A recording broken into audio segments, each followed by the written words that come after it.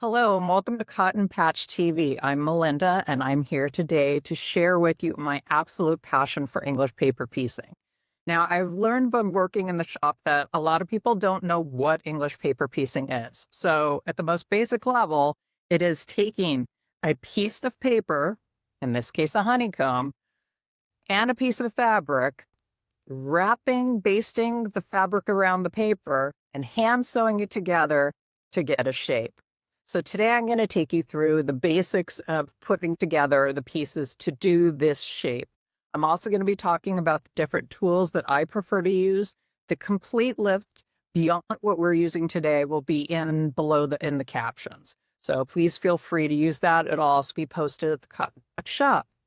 So let's get started. Oh, actually, before we do that, this is designed as a tutorial where I'm going to tell you to pause every once in a while because since it's hand sewing, it'll be slow. So I will say, this is how you get started. Pause me, and I'll meet up with you at the end to show you how to finish something. And we'll go through everything step by step. And this will allow you to rewind if you need or pause for however long you do. Now, I also forgot to say why I love English paper piecing because I am super passionate about it. One of the reason I got started was just to add another tool to my toolbox. I never thought it was going to become such a big part of what I do, but that's how it started. And then I found that there's very much a Zen aspect to basting and slow stitching that I loved and it grew. And probably the biggest two biggest perks, I got to use up scraps, but it was so portable. I could take it everywhere I couldn't take my machine. I would be in the waiting line at carpool to pick up my kids and I could do the work. I go on an airplane, so in the airport, in my seat, at the hotel room, wherever I want, at a restaurant, it's just portable and I can continue to create wherever I am and it's super zen. All right, now let's get started. So first up in terms of supplies, I am showing you the honeycomb block. This is my absolute favorite piece. It is super versatile. There's lots of patterns that include the honeycomb block. I've created my own arrangements with the honeycomb block, and it's a super fun one to manipulate. So we're doing that. We're also glue pen and glue refills. Now, it does not matter what color the glue is. It comes in many colors. It all works the same. So feel free to do that. And let's start with those. So I have pre-cut a strip that's 3.5 inches wide by not quite the width of fabric. And then I subcut it into 2.5 by 3.5. Then you put your paper piece on it. And you could do this with a rotary cutter, but I choose scissors. And I'm going to just clip and give some good margins to it. And the reason I have these kind of hefty margins on it is that when you fold it over, we're used to a 1/4 inch, but there is a width to the paper. So having a little bit extra gives you that extra margin that's really nice. So I'm using my tools today, and this is my sewing pen. So just to show you how you would change these things out, because I'm empty, I use these all the time, is I take the cap, I flip it off, I will set it on, and then just screw all this is on. And then cap it, and then I throw this away. So for basting, what we're going to do on the first side is start at kind of the midpoint and go onto the fabric. And this is the only side that you're going to do a midpoint because you're going to come around and meet it. So you're going to press, then you're going to do top of fabric, go onto the fabric, press on top. And from my vantage point, I'm going clockwise. It may look counterclockwise to you. Just choose a direction and stick with it. This is going to allow all of your points to match up later if you just continue. All right, so now I'm at the final end, and this is where I only had a half done. I'm going to press that corner, glue across and put it down and down. Now, once that I have 4 pieces, I will then press, and I am ready to go with that. So with that, go ahead and make your pieces, pause me, and then come back and we will sew. So next step for the sewing part in terms of materials, I use wonder clips to piece things together. So when I have the 2 honeycombs, I will take the clip and I will clip together. But that is the wonder clips. Now, the next thing I use are straw or milliner's needles. Now, you may be wondering what straw or milliner needle is. Basically, it is the eye of the needle and the shaft are the same width all the way through, just for smooth going through.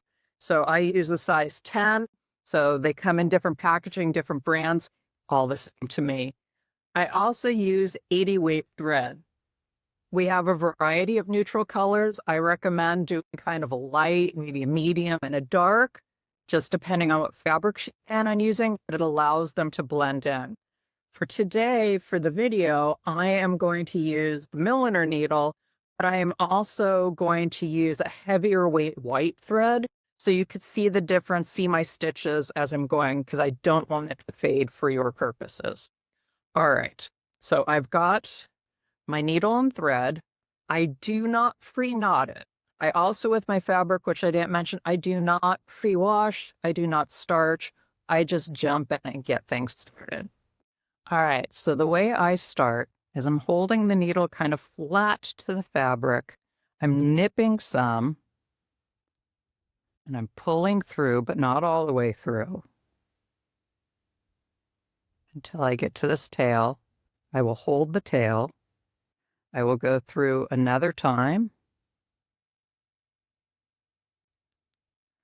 So it's 1, a 2, and then on the third one, I'm going to knot it.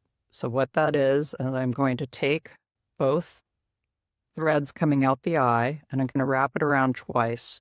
1, 2, and then pull it through. And there you could see a figure 8 forming, and then I'm pulling the thread through that. So how I continue is that I will take little nips of thread or little nips of fabric and pull it through. Little nips.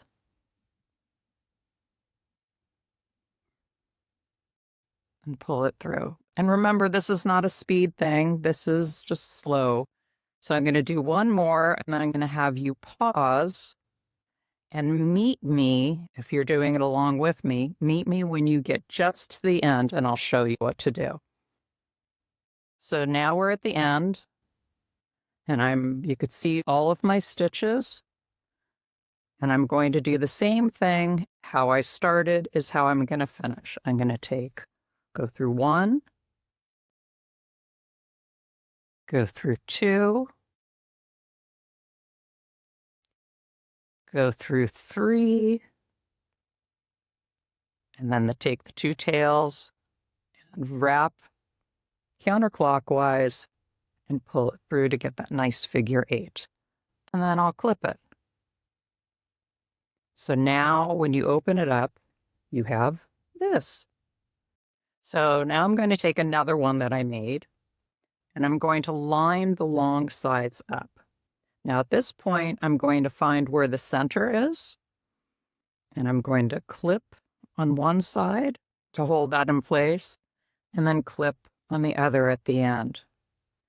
I'm going to take that thread that I had, and just like how I started all of it, I'm going to move the tail out of the way, and I'm going to go through starting at the center because I want my points to line up. We're going to go through once, hold the tail, going to go through twice,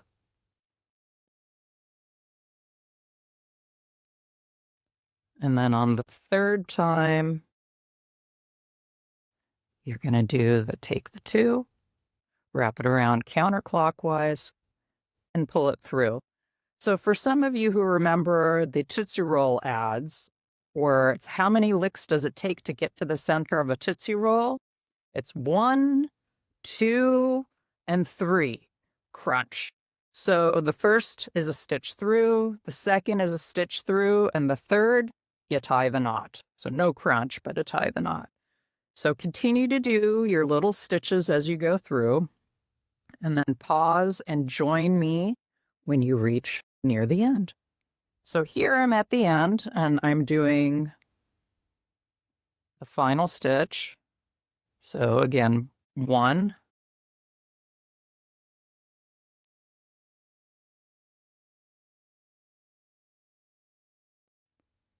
and 2, and 3. And we're going to wrap around once, around twice, and then pull it through and get that nice figure 8. Clip it, flip it. Now you're going to do the other side where you start in the center and work your way out. You're going to do the same thing that you did before. You're going to flip in the center and do the knot. Go through, hold it. Make sure it's not doubled up. There we go. 1,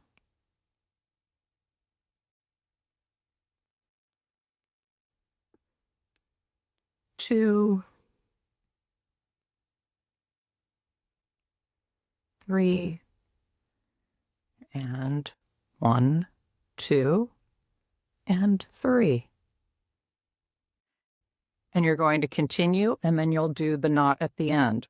When you've reached that knot at the end and you open it up, it will be this. As you could see, because you did your basting all in the same direction, your seams are nicely spun and your points meet. You could see that I used white thread. You could see all the little stitches. That's why it's nice to have a few different colors. So I would use a darker shade normally for this, so it would blend in and you wouldn't be able to see the stitches. All right, so now you have this. You could stop here and applique it onto something, or you could start making a few of them in different colors or same color, and join me in the next video and I will show you how to connect all of them. In the meantime, happy creating, and I hope this becomes a passion of yours like it's a passion of mine. Have a good day.